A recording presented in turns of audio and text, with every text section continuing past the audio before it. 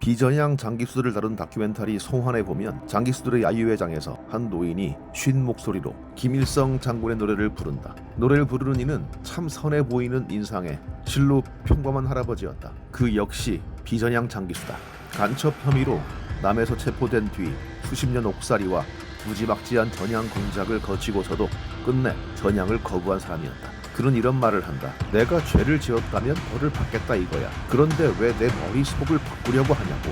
비전향 장기수들에 대한 평가와는 별개로 그 순간만큼은 그들이 민주주의의 표상으로 보였다. 그들이 김일성을 애비로 삼든 김정일을 할애비로 삼든 이를 강제로 전향시키겠다는 것은 사상의 자유를 짓밟는 것이고, 그들이 충심을 담아 김일성 장군의 노래를 부른다고 말갱이로 몰아쳐하는 건 역시 표현의 자유를 유린하는 것이기 때문이다. 사상과 표현의 자유, 이것이 민주주의의 기본이다. 그래서 국가보안법은 민주주의의 적이 된다. 그런 의미에서 나는 비전향 장기수들이 이 나라 민주주의에 기여한 바 있다고 생각한다.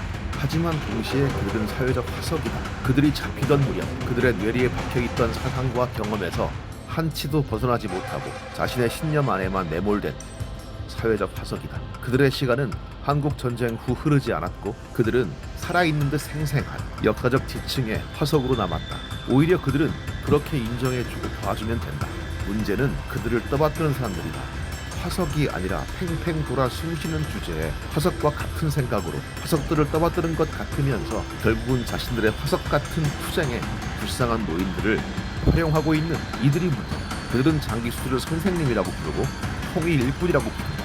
그러나 대개의 장기수들은 엄연히 대남 공작원으로 남한에 침투했다가 잡힌 사람들이다. 우리가 보낸 북파 요원들을 통일 선봉대라 부를 수 없듯이 장기수들 역시 통일 사업을 하려고 온 게 아니라 북한의 전략 전술에 충실한 일꾼들이었다. 그 가운데는 이런 사람도 있다. 2002년 북한을 방문한 고이즈미 주니치로 일본 총리 앞에서 김정일 국방위원장은 놀라운 고백을 한다. 북한 정보기관에 일본 민간인 납치를 시인한 것이다. 그 중에 한 사람, 배드민턴 치고 돌아오다가 납치된 여중생 요코다 메꾸미는 북한으로 가는 배 안에서 손톱이 다 빠지도록 선실벽을 긁으며 울부짖었다고 한다. 이 요코다 메꾸미를 납치한 것으로 지목되고 있는 공작원의 이름은 신광수다. 제1동포로 일본에서 태어난 그는 한국 전쟁에 인민군으로 참전했고 1960년대 중반 이후에는 일본에서 활동하는 북한 공작원으로 변신했다. 그는 요코다 메구미 외에도 여러 명을 납치했다. 하라 다다아키는 혼자 사는 중국집 요리사였다. 신광수는 그를 해수욕장으로 유인해 납치를 실행한 후 자신이 하라 다다아키로 변신했다.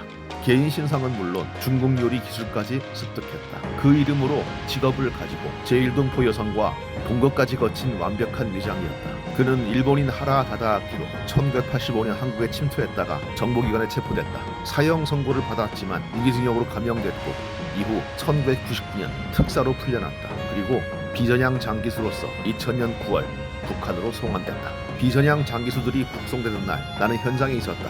한창 취재 중 어떤 젊은이가 한 장기수의 허리띠를 붙잡고 늘어졌다. 그 장기수는 의외로 태연했고 주변 사람들이 달려들어 욕설과 함께 젊은이를 떼어놨다. 그 젊은이는 일본인이었다. 납치 피해자 가족 단체 사람이었다. 허리춤을 잡힌 장기수는 신광수였다. 장기수 어르신들의 귀환을 환송하겠다면서 조국 통일 티셔츠를 입은 사람들이 득실거리는 상황에서 그 일본 젊은이가 할 수 있는 일은 그것뿐이었겠지. 그 해프닝을 뒤로하고 신광수는 북으로 향하는 버스에 올라탔고 그의 조국으로 돌아갔다. 그를 포기하지 않은 일본은 인터폴 등에 그를 수배해 놓고 있었다. 신광수는 1929년생, 식민지와 전쟁, 분단의 참극을 온몸으로 겪은 세대지만 그는 그의 혁명을 위해 무고한 사람들을 납치하고 피해 당사자와 가족들에게 씻을 수 없는 고통을 안겨준 범죄자이기도 하다. 비전향 장기수들이 모두 그렇다는 것은 아니다. 단지 이런 사람들이 있다는 것이다. 비전향 장기수 안학섭 노인이 식민지에서 죽어 묻히고 싶지 않고 자신의 조국에 묻히고 싶다고 했다. 역시 머리가 50년대에 멈춘 화석 같은 사람이다. 그런데 그가 정말 북한에 돌아가고 싶다면 인공기를 치켜 들어서는 안 되었다. 그 주변에서 그를 부축하는지 부추기는지 모를 자칭 통일운동가들도 그를 그렇게 두어서는 안 되었다. 인도적으로 접근해야 할 문제를 첨예한 정치적 문제로 바꿔놓은 것이다. 안학섭 노인을 돕는 게 아니라 자신들이 숨기고 있는 신념, 화석 같은 믿음의 선전 도구로 안학섭 노인을 활용하고 있는 것이기 때문이다. 그리고 거짓말까지 한다. 안학섭 노인은 일반적인 전투에서 전쟁 포로가 된 게 아니었다. 인민무력부가 아닌 연락부 소속 공작원으로 남쪽에 침투했고 남쪽 도당과의 접선을 위해 가다가 체포됐다.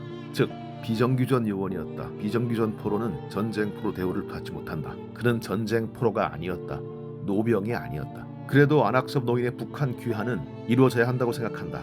단 판문점을 통해서 무슨 거창한 환송식 하면서 통일운동가의 개선행진같이 꾸미려는 자칭 통일운동 세력에게 가운데 손가락을 힘차게 내민다. 대한민국 정부가 인도적인 차원에서 불쌍한 노인 비행기에 태워 북경의 북한 대사관 앞에 정중히 모시고 가서 북한 당국에 인계하길 바란다. 아울러 대한민국 정부가 저지른 국가폭력과 전향 공작에 대해서는 정중히 사과하고 신념을 고수함으로써 인간의 존엄을 근간으로 하는 한국 민주주의 발전에 기여한 점에 대해서는 사의를 표하기 바란다.